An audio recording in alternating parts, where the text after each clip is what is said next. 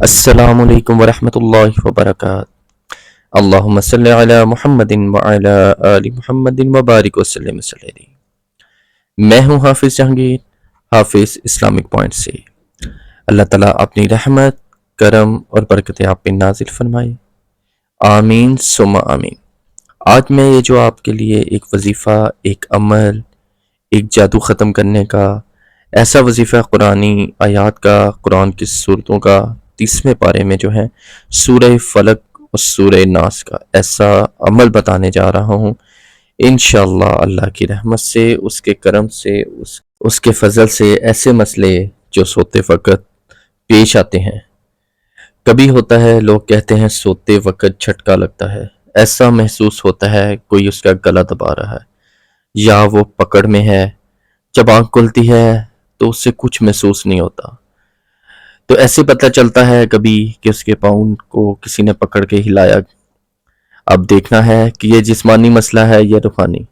آپ سے گزارش ہے کہ ویڈیو کو پورا دیکھیے تاکہ آپ کی رہنمائی ہو سکے۔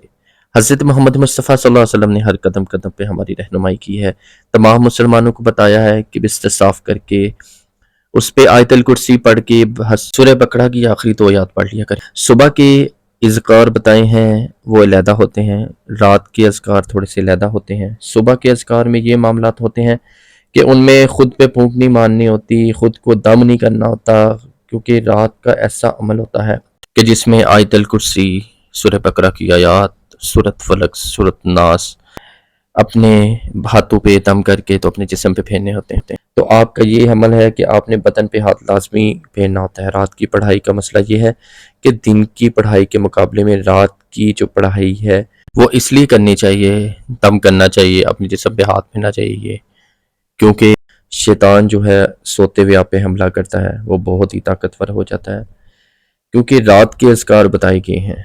شیطان اس وقت حملہ کرتا ہے، گلا دباتا ہے، پاؤں سے ہلاتا ہے، جھٹکا لگ جاتا ہے بندے کو، وہ دیکھتا ہے کبھی سینے پہ ایسا بوجھ ہو گیا ہے، کندھے پر وزن ڈالتا ہے۔ اور یہ زیادہ مسئلہ ان لوگوں کے لیے ہوتا ہے جن کو جنات اور جادو کا مسئلہ آتا ہو۔ ان میں بہت زیادہ بڑی نشانی یہ ہے کہ ان کے سینے پہ بیٹھ جاتا ہے، پتہ تو چل رہا ہوتا ہے لیکن وہ ہل نہیں سکتا، کیونکہ خواب میں بے بسی اور جادو اور جنات کا جو ہے بہت زیادہ مسئلہ ہوتا ہے، کیونکہ جب رات کا اندھیرا چھا جاتا ہے تو یہ چیزیں اپنا کام کرتی ہیں۔ ان سے بچنے کے لیے آپ ایک تسبیح جو ہے سورہ فلق اور سورہ ناس کی لازمی پڑھا کریں۔